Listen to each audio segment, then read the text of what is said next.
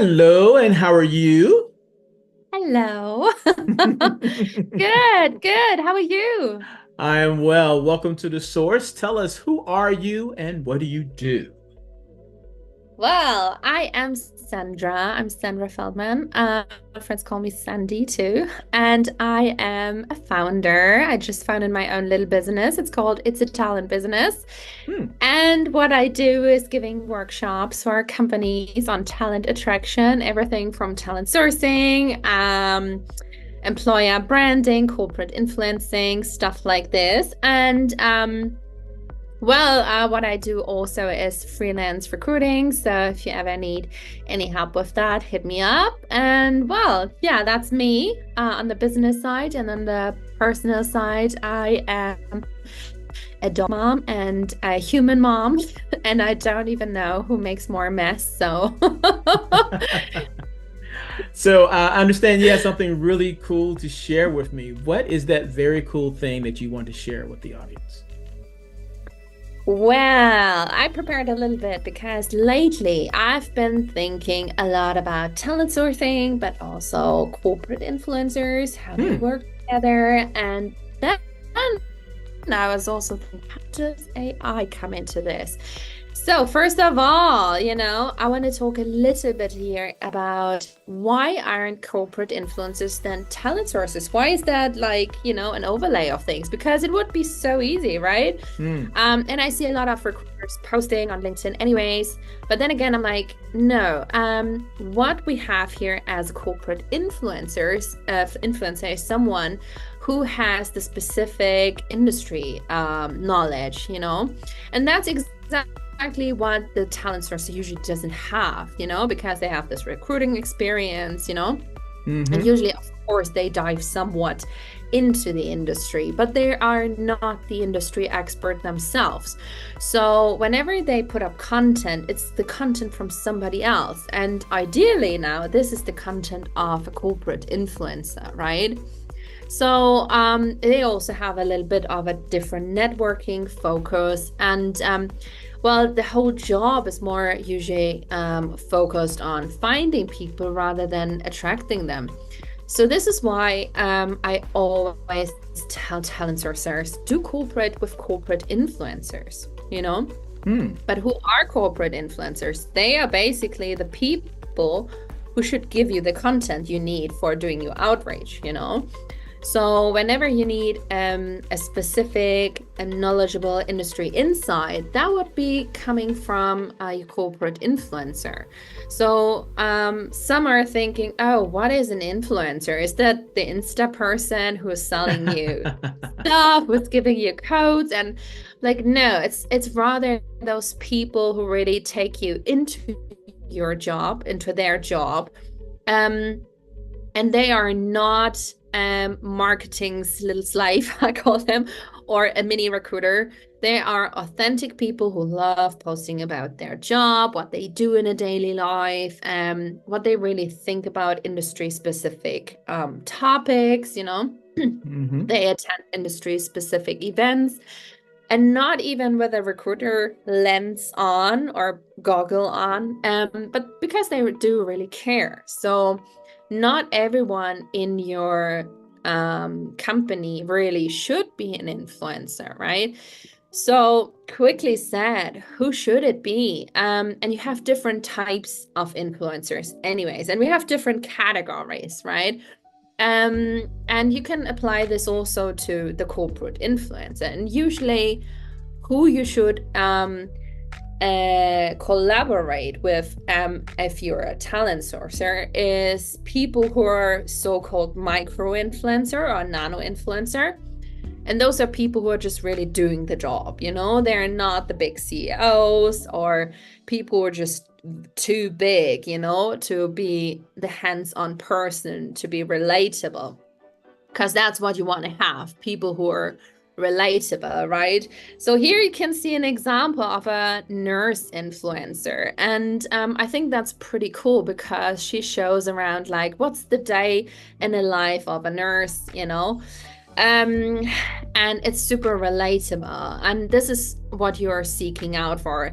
you wouldn't necessarily take maybe this video and post it somewhere, maybe edit a little bit. On the other hand, this is super authentic, and if you want to take this and put this into your whole talent attraction campaigning, I think then you have the collateral that is not from marketing, and that's what we seek nowadays. We want authenticity, right? Right. So the thing is that I might have forgotten one of those influencers. So who did I forget? It's a professional influencer. And this is a little bit quite the controversy thing that I just said, right? You're like, but it should be someone who's industry specific, showing people their day-to-day job and stuff. And I'm like, well, yes, but there's also another stream now. In terms of who do we want to have as a corporate influencer. This is the professional influencer. And in Germany, there is a corporate influencer whose job it is being a corporate influencer. So that's her whole job, Wow. There's nothing else she does. She even has an imprint on her LinkedIn profile, and she's working for Deloitte, and she's the first solely, basically the first influencer as a job influencer for a company. Wow. So many people will want that job just to be a corporate influencer. Wow. Yeah, I mean that's pretty awesome, and you're like, what? Wow. That's even a thing. So you can work for a company, and all you do is just really, do the same as those Insta influencers do, sort of, and connect with the community, build a community. And then I was thinking, I mean, of course, usually we want authenticity, people who really know their stuff and work in the job on a daily basis, like the nurse I just showed you. But if you don't have that, I ask myself a question. What if Talent Sources could now create a professional corporate influencers for their own purposes, So usually those two would collaborate with each other.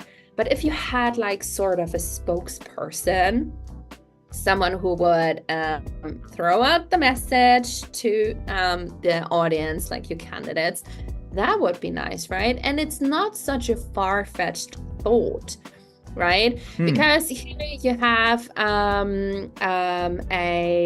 influencer called Aitana Lopez, and she has about, 150K followers on her side, and she's fully AI. So this is how your corporate influencer might look like. And even another one, her name is Michaela. She's fake. She's not real, right?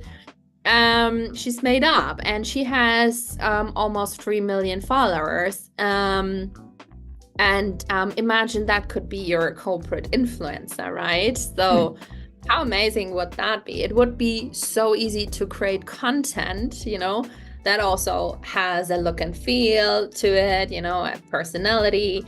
And it would give it some sort of authenticity, because you would have a kind of real life person that you could connect to, but with the glitch that it's not a real life person,